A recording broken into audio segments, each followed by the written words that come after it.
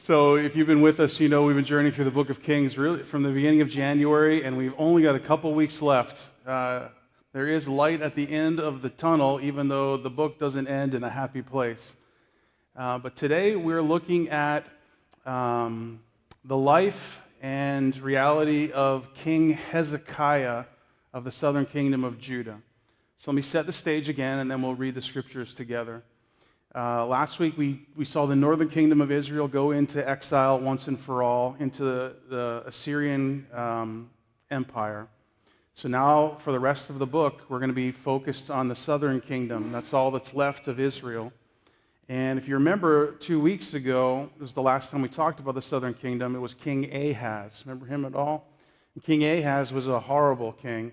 And he welcomed the worship of Baal and all kinds of idols. We called him a religious pluralist. And he was embracing all kinds of different religions. And remember, moving it into the temple. He rearranged the temple, moved the altar of God to embrace an Assyrian altar because he had made this unholy alliance with the Assyrians. And in the midst of it, God continued to defend his people. And he made this amazing promise in Isaiah chapter 7. You remember it said that there will be a virgin, and she'll be with son, and his name will be Emmanuel. And before he's even old enough to know right and wrong, this kingdom that is around you will be pushed back. And we talked about prophecy in the Old Testament having short-term and long-term realities, right? So we know ultimately that prophecy is about Jesus. It's quoted all the time in the New Testament. But we also know in the short term that prophecy was ultimately about Hezekiah, who was the son of Ahaz, who was the one who was going to bring back the reality of God dwelling amongst his people into the midst of the chaos and the rebellion that Ahaz had brought to the southern kingdom of Judah. So that sets the stage. If you have a copy of the scriptures, you can turn to 2 Kings chapter 18. And if not, no worries at all. We will have it on the screen for you. So we're going to read a couple of verses and then skip down and then read to the end of the chapter. This is what it says. In the 3rd year of King Hoshea, son of Elah, king of Israel, Hezekiah, son of Ahaz, king of Judah, began to reign. He was 25 years old when he became king, and he reigned in Jerusalem for 29 years. His mother's name was Abijah, daughter of Zechariah. He did what was right in the eyes of the Lord, just as his father David had done. He removed the high places, smashed the sacred stones, and cut down the Asherah poles. He broke into pieces the bronze snake Moses had made, for up to that time the Israelites had been burning incense to it. It was called Nehushtan. Hezekiah trusted in the Lord, the God of Israel. There was no one like him among all the kings of Judah, either before him or after. He held fast to the Lord and did not stop following him. He kept the commands the Lord had given Moses, and the Lord was with him. He was successful in whatever he undertook. He rebelled against the king of Assyria, and he refused to serve him. Skip down to verse 17. The king of Assyria sent his supreme commander, his chief officer, and his field commanders with a large army. So Hezekiah breaks the treaty, and Assyria is ready to attack. Right? From Lachish to King Hezekiah at Jerusalem. They came up to Jerusalem and stopped at the aqueduct of the upper pool on the road to the washerman's field. They called for the king, and Eliakim, son of Hilkiah, the palace administrator, Shebna, the secretary, and Joah, son of Asaph, the recorder, went out to them. The field commander said to them, "Tell Hezekiah the following. This is what the great king, the king of Assyria, says. On what are you basing this confidence of yours? You say you have the counsel and the might for war, but you speak only empty words. On whom are you depending that you rebel against me? Look, I know you are depending on Egypt, that splintered reed of a staff, which pierces the hand of anyone who leans on it, such as Pharaoh, king of Egypt, to all who depend on him. But if you say to me, oh, we're depending on the Lord our God, Isn't he the one whose high places and altars Hezekiah has already removed, saying to Judah and Jerusalem, you must worship before his altar in Jerusalem? Come now, make a bargain with my master, the king of Assyria. I'll give you 2,000 horses if you can put riders on them. How can you repulse one officer of the least of my master's officials, even though you are depending on Egypt for chariots and horsemen? Furthermore, have I come to attack and destroy this place without word from the Lord? The Lord himself told me to march against this country and destroy it.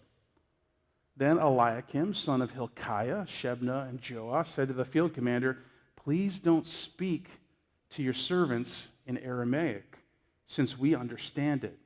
Please do speak in Aramaic, since we do understand it. Don't speak to us in Hebrew, because the people will hear. But the commander replied, was it only to your master and you that my master sent me to say these things, and not to the people sitting on the wall who, like you, will have to eat their own excrement and drink their own urine? That's in the Bible. Verse 28, then the commander stood and called out in Hebrew, hear the word of the great king, the king of Assyria. This is what the king says. Do not let Hezekiah deceive you. He can't deliver you from my hand. Don't let Hezekiah persuade you to trust in the Lord when he says the Lord will surely deliver us. The city will not be given into the hands of the king of Assyria.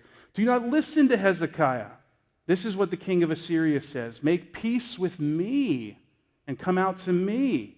Then each of you will eat fruit from your own vine and fig tree and drink water from your own cistern until I come and take you to a land like your own, a land of grain and new wine, a land of bread and vineyards, a land of olive trees and honey. Choose life, not death. Do not listen to Hezekiah, for he's misleading you when he says the Lord will deliver us. Has the God of any nation ever delivered his land from the hand of the king of Assyria? Where are the gods of Hamath and Arpad? Where are the gods of Sepharvad, Hena, and Iva? Have they rescued Samaria from my hand? Who of all the gods of these countries has been able to save his land from me? How then can the Lord deliver Jerusalem from my hand? But the people remained silent and said nothing in reply, because the king had commanded, don't even answer them. Then Eliakim, son of Hilkiah, the palace administrator, Shebna, the secretary, and Joah, son of Asaph, the recorder, went to Hezekiah with their clothes torn and told him what the field commander had said. Word of God for the people of God. So, how do we make sense of this? Let's break this up into two big parts. The first part is, let's talk about the reforms that King Hezekiah brought to the land. And then the second part, let's figure out and process this siege of Jerusalem by Assyria. And to do that, I'll have to do a little summarizing of chapter 19 to help you understand how it all turns out. Sound good? Okay.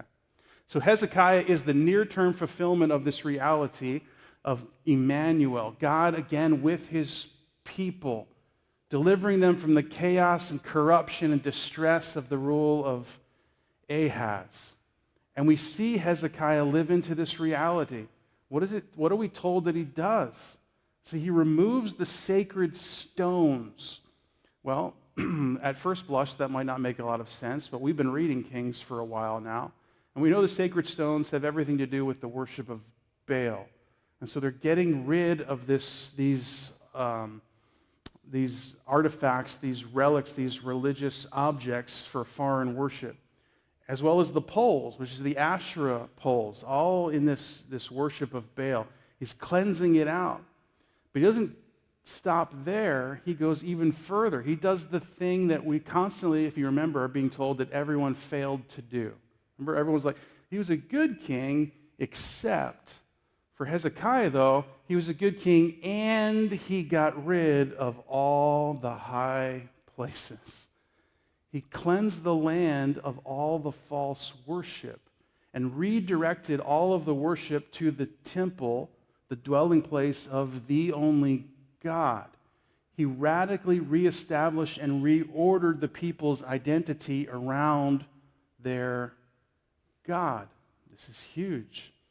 But then he does two other things which take all kinds of courage. The first thing he does, did you catch this? He takes the bronze serpent of Moses and he smashes it into pieces.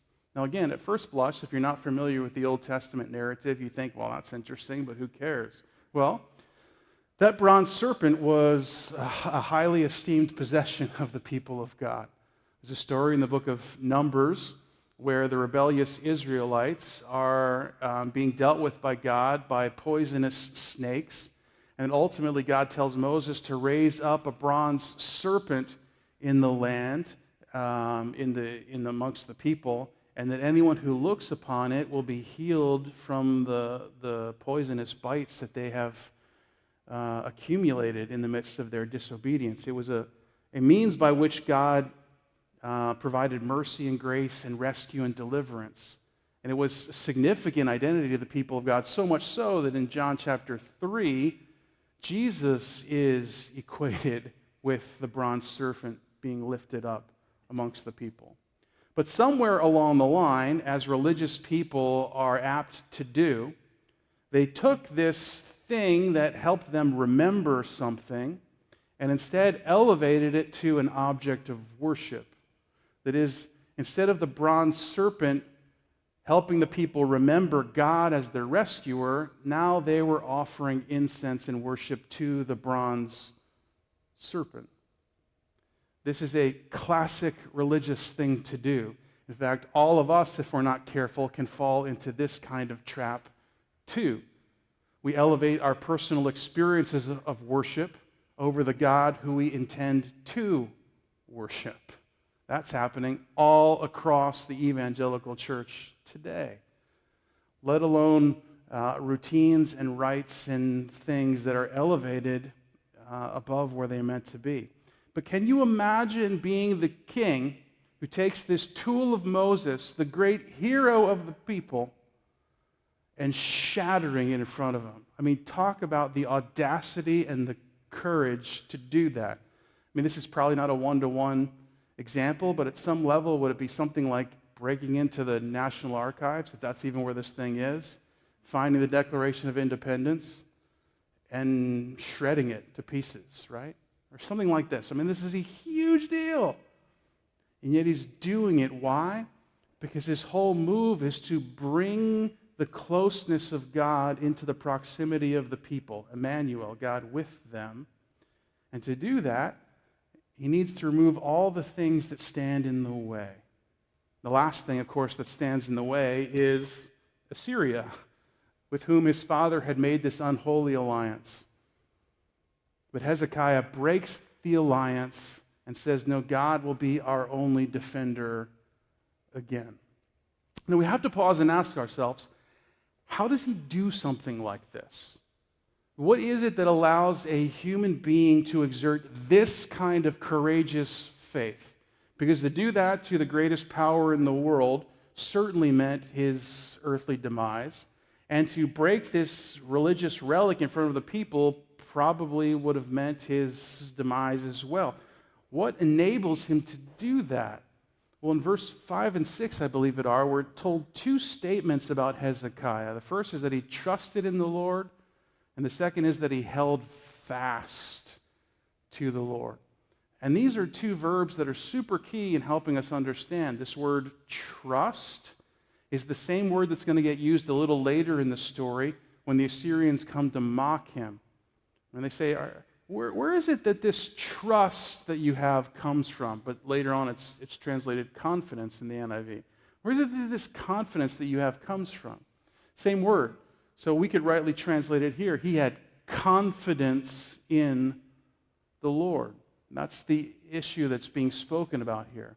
That there was such utter confidence in who God was, and therefore who he was, that he was free to act in faith, even as radical as it might have seemed. Now, confidence and faith are necessarily married together. Listen to what the writer of Hebrews says pretty famously at the start of Hebrews chapter 11. He says, now faith is what? Confidence in what we hope for an assurance about what we do not see. Where does active, courageous faith come from? It comes from the marriage of real hope and utter confidence. Do you see it? Real and true hope and utter confidence in that hope always comes out in radical faith. And here we see it in Hezekiah.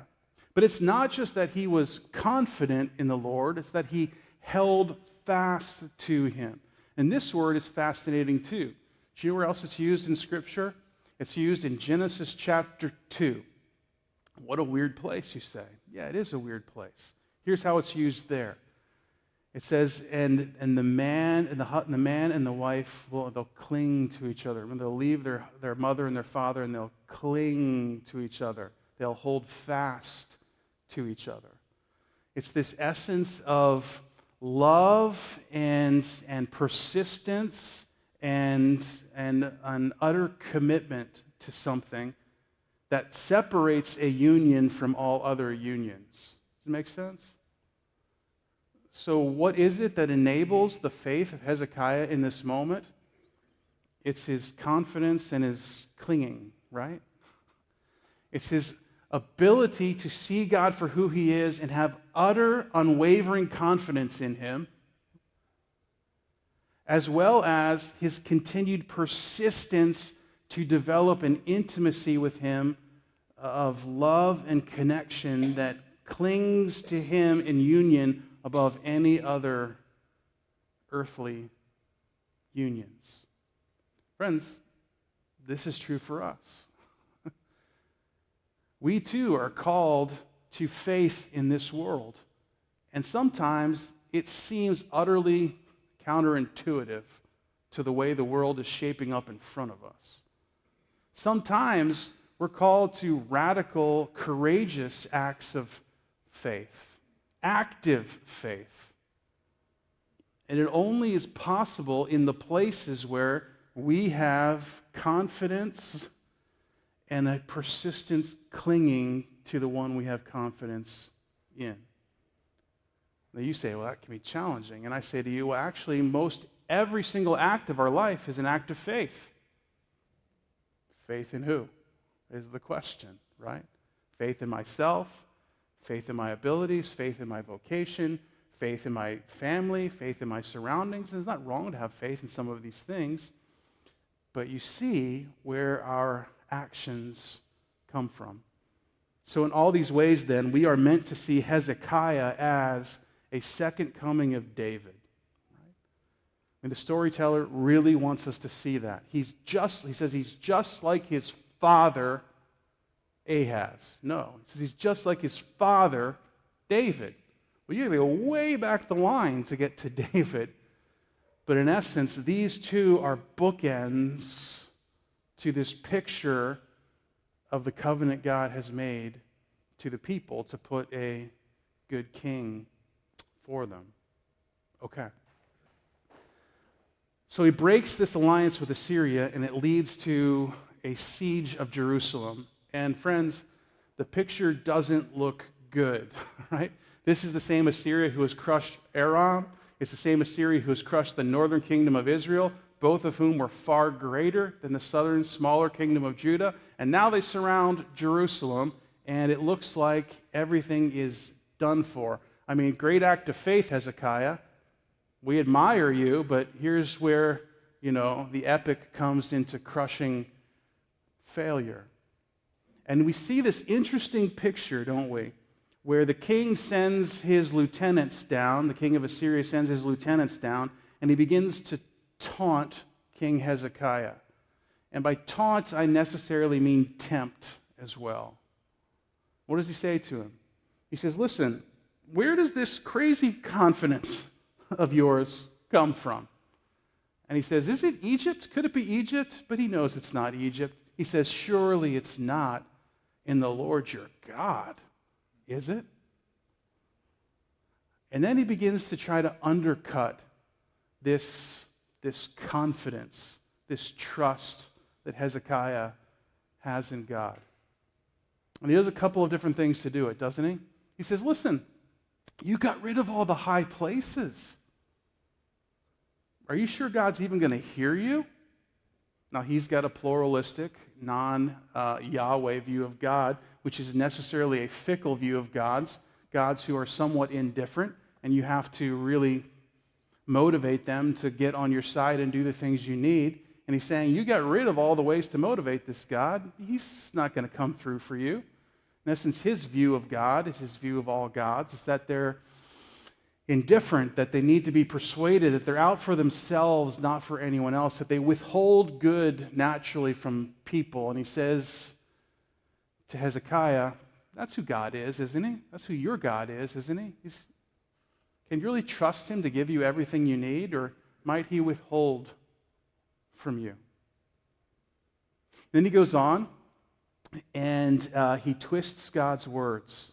Did you hear what he said at the end of it? I mean, this is fascinating stuff. He says, listen, do you think I would just come here on my own, Hezekiah? I mean, it's your God who told me to come.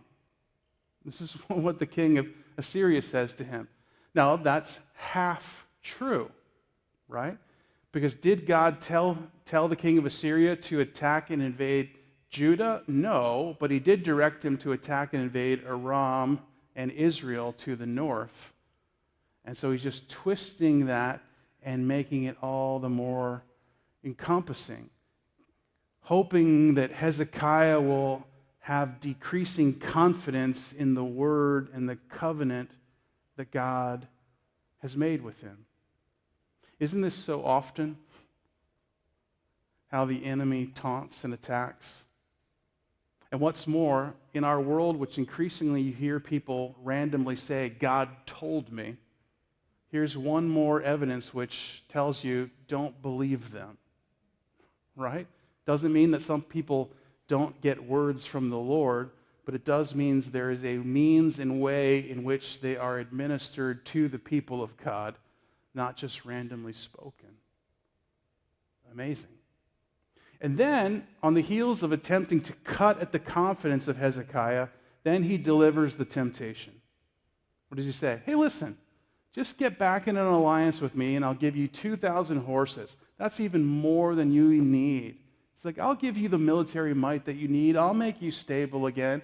I'll take care of you. You'll have life with me. Now, what's stunning, friends, about these temptations and these taunts is that these are the very ways in which the enemies of God's people have always attacked the people of God. Think all the way back to Genesis chapter 3 and that famous story of the temptation of fruit, right? What does it say in Genesis chapter 3? Let's look at this together. It says, now the serpent, so think serpent as king of Assyria, right? The serpent was more crafty than all the wild animals. He was the powerful one. And he said to the woman, did God really say that you cannot eat from any tree in the garden? Is that what God said? Did God tell them that? No. But did God say you can't eat from a certain tree? Yes. So what is he doing? He's twisting the words of God to cut at the people's trust in God. And in saying that, what is he also doing? He's suggesting or proposing the suggestion to Adam and Eve that God's withholding something from you. Now it goes further in verse 2. The woman said to the serpent, we may eat fruit from the trees in the garden. She goes on, verse 3. But God said, not from this particular one. If you touch it, you're going to die. Verse 4. The serpent says, you're not going to die. He goes on. Here's where this can you trust God comes in. For God knows that when you eat from it, your eyes will be open and you'll be just like him, knowing good and evil. See the temptation to cutting at the trust of God? He's withholding something good from you. He's withholding this ultimate thing from you. He's twisting the words, suggesting that God withholds for his own good, and then offering the temptation, which is this shortcut, right? It says, hey, but if you eat this, your eyes will be opened. I say it often, I'll say it again. The temptation was not an apple, nor was it any piece of luscious fruit. The temptation was the opportunity for Adam and Eve to be divine, to have a greater or better existence or life, to see the world in which the way God did. You see, the storyteller is meaning to show us that what the king of Assyria is offering Hezekiah is no different than what the serpent was offering Adam and Eve. But in the same way that we know very well, Adam and Eve failed, ate the fruit and entered into this shortcut that didn't work out so well from them. The story we get of Hezekiah, if you go on and read chapter 19, is that he resists this temptation. The very next verse in chapter 19 has him going to the temple and tearing his clothes and seeking God. And then later on in chapter 19, praying to God for deliverance and clinging to him in the midst of this temptation and shockingly resisting it. So this would be the natural point in a sermon where I say to you, so go and do likewise. You trust in God and you cling to him. And no matter what the devil brings your way, you can resist it. But I'm here to tell you a different story. You are a broken human being, and you have no hope in the face of the temptation of the devil. In fact, we all oftentimes read the Bible through a wrong lens, don't we? We read the Bible through a me-first lens. So our first question whenever we're reading the Bible is, where am I? What am I supposed to do? That's absolutely wrong. There's lots about you in there, but it's the third question in reading the Bible, right? The first question is, where is God? What am I learning about him? Who is he? Who is God in this story? He's the covenant God who's keeping his promise through David. That's who God is. Our second question is, where is Jesus? Because the whole Bible is about Jesus. Jesus tells us that himself in Luke chapter 24, as well as in the Sermon on the Mount in Matthew chapter 5 and 6. So I'm here to remind you that you are not Hezekiah. Jesus is Hezekiah. In fact, in every way, this story of Hezekiah points to Jesus, does it not? A king who is Emmanuel, the ultimate son of David, who comes into a corrupt system of worship, is willing to even smash things that are held in high esteem by religious elites to break alliances and to announce a new freedom for the people of God. I mean, that is the gospel. And here it is in the story of Hezekiah. And so then it should be no surprise to us that just like Adam and Eve and Hezekiah, Jesus himself faces the taunting and the temptation of the ultimate enemy, Satan. Matthew chapter 4. Do you remember this story? Jesus, after his baptism, is ushered by the Spirit into temptation. You remember, Jesus will go on to tell people, here's how you should pray. Lead me not into temptation. Right? From that we should discern we would not fare well in a Matthew chapter 4 scenario. Thank goodness we have Jesus, right? Then Jesus, led by the Spirit into the wilderness to be tempted, taunted by the devil, the ultimate enemy, the serpent, the king of Assyria. After fasting 40 days and 40 nights, he was hungry. Sure as heck was. The tempter said to him, what? Hey, if you're the Son of God, tell these stones to become bread. Now, that looks like a fascinating temptation. He's hungry, so make him turn to bread. But we have to read the Old Testament story into this, do we not? Who is the bread maker in the Old Testament? It's God, is it not? God is the one who provides miraculous bread for the dependent Israelites in the wilderness, where this story is taking place, every single day. They can't make it for themselves. They're fully dependent upon him. What is this temptation saying? Hey, you better make your own bread. Can you really trust God? Is he withholding from you? I mean, you're 40 days into this thing. By the way, 40 days versus 40 years of wandering in the wilderness. You see how the storyteller is weaving these beautiful themes through here? Jesus says it's written, man shall not live on bread alone, but on every word that comes from the mouth of God. In other words, no, I'm clinging and confident in God, verse 6, Verse 5, the devil took him to the holy city, had him stand on the highest point of the temple. He said, hey, take a nosedive off of here, because it's written. Satan can quote the scriptures. How about that? He will command his angels concerning you, and they will lift you up into their hands so that you will not strike your foot against a stone. And Jesus says, it's also written, do not put the Lord your God to the test. He goes on. Again, the devil took him to a very high mountain and showed him all the kingdoms of the world and their splendor. All this I'll give to you, he said, if you will bow down and worship me. Jesus said, away from me, Satan, for it's written, worship the Lord your God and serve him only. So again, what do we have in this attack on Jesus? We have a cutting at the trust that Jesus has in God the Father by asking him questions of the Father's goodness. And is he withholding from you? Is he giving you all that you need? Is he truly good? Then twisting the words of God to try to get Jesus to act in disobedience by getting the jump off the temple, and then offering him a shortcut at the very end, is he not? Hey, bow down to me and I'll give you all the kingdoms of the world. Well, God had already promised Jesus all the kingdoms of the world. A little harder path, right? Bow down to the devil or go to the cross and face sin and death head on. And Jesus resisted. Stunning. Stunning faith. How is this even possible? You can't read Matthew 4 and say, so I just got to buck up and really try and do this. That's not what this is about. We're meant to read Matthew 4 and say, this is other. How is this possible? Because Jesus is the ultimate fulfillment of God's promise to come and dwell with his people. Jesus trusts God because we're bad at it.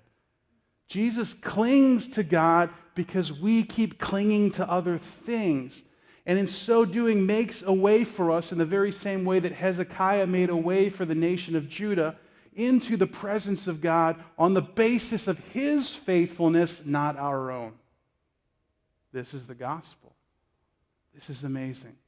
However, you are not off the hook, right? Because the king of Assyria is happy to taunt Hezekiah, but he's also very interested in taunting the people as well, is he not? In fact, there's this fascinating moment where as he's taunting Hezekiah, Hezekiah's officials come up and say, hey, could you speak in Aramaic? Because we understand it. And if you talk in Hebrew, everyone's going to hear you, right? It's like your parents when you were young and super excited about something and talking loud, and they're telling you to just be quiet. Everyone's going to hear you. And the people are like, duh, it was our intention all along that everyone would hear us. Aramaic was the lingua franca, the language of trade. Everyone in the region spoke it at some level, but locals had their own language. And it was Hebrew for the people of Judah. But instead of relinquishing their argument, they get bolder and begin speaking even louder, continuing in the Hebrew dialect. That is, that the enemy speaks our language, friends. He knows how we think, what we're doing, our lingo, and he's bold in how he speaks to us. And listen to the things he says. Hey, do you really want to serve this king Hezekiah? Because he's a crazy person. He's got this strange confidence in this God, and his confidence is going to cost you. Remember the first thing he said? We said, that's right, that phrase is in the Bible. Let's say it again. It says, you will eat your own excrement and drink your own urine. Yowzers. In other words, hey, this king doesn't ultimately care about you. He's willing to set you into dire circumstances just so he can hold on to some kind of power and authority over you. He's going to make your life miserable if you keep following him. He says, and what kind of power and might does he even have? Look at him. He doesn't even have a big army. After all, we've crushed everyone around us, and you're the smallest of them all. He's not powerful.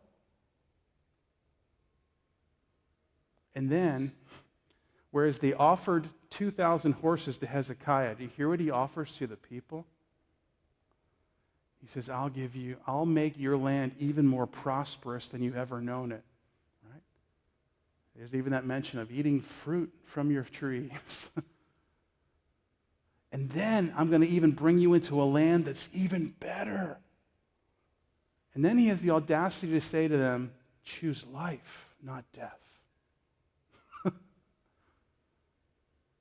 Oh man, it sounds good if you're sitting on that wall, doesn't it? Looking at that huge army versus your horseless, tiny little army.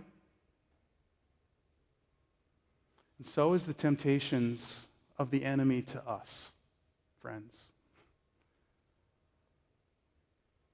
Who's constantly trying to cut our trust in Jesus, our true and rightful King. And to say to us, he doesn't fight like other people fight. And you know what? He's right. And to say he's awfully patient in waiting this thing out, and that can lead to some rough times even for you. You know what?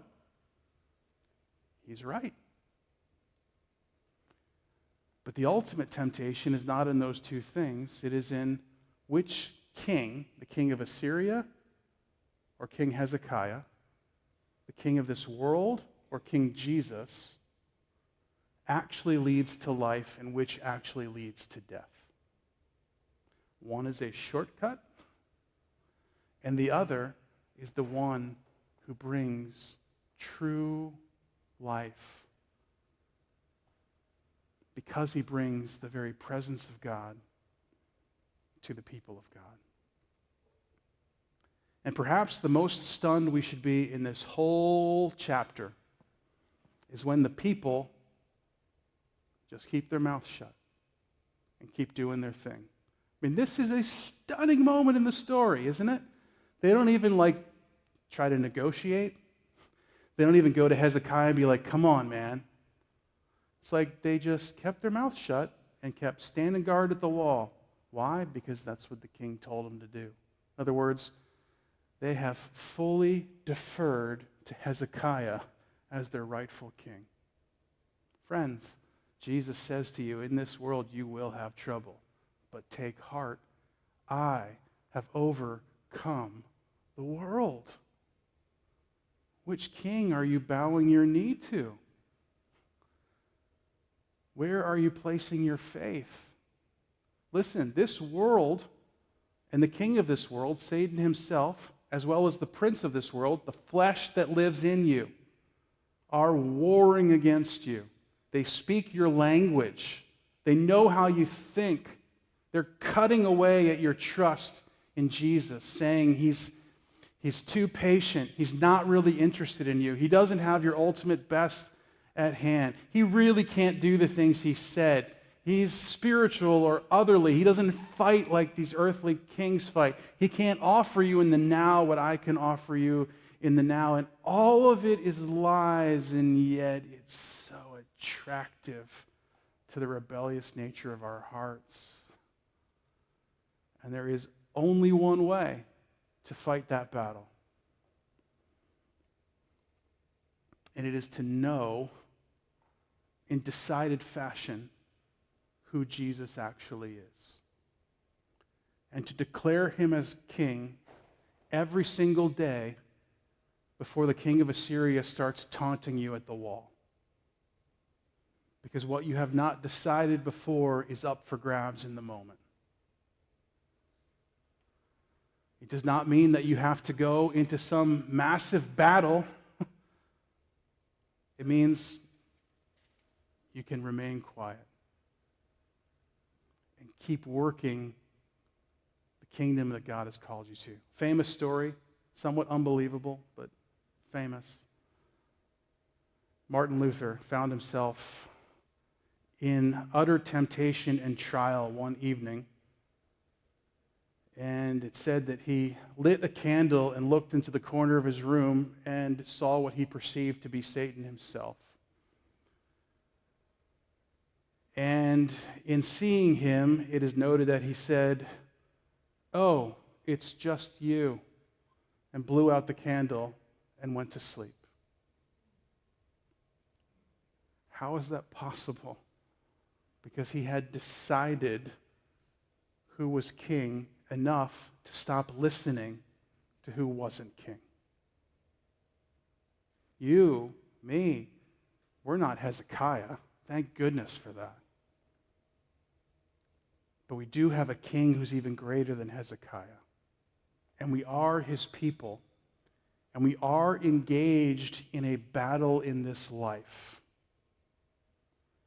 And it matters how you order your life and the king that you follow. Jesus, in his confidence and clinging to God, makes it possible for us to be in the presence of God and therefore to know peace and joy and true life. Do not be tempted by other would-be kings. You pray with me?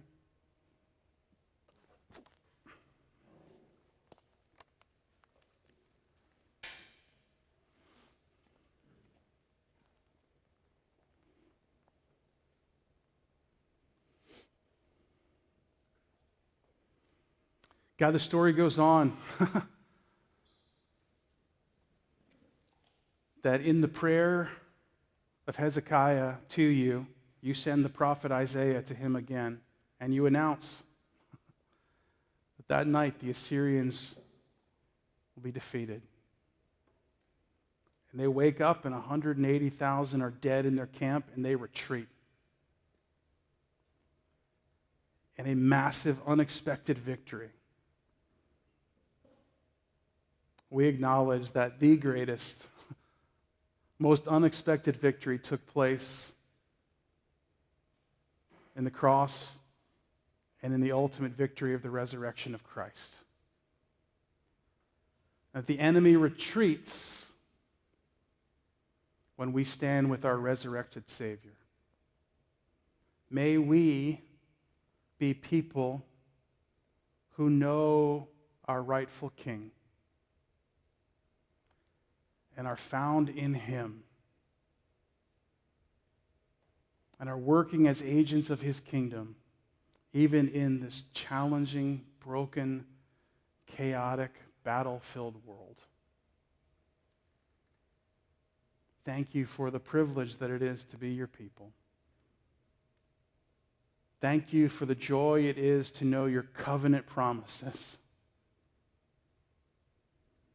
Thank you for your ongoing grace and mercy that while we have every right to be utterly confident in our lack, you continue to open your arms to us. Jesus, life is found only in you. Amen.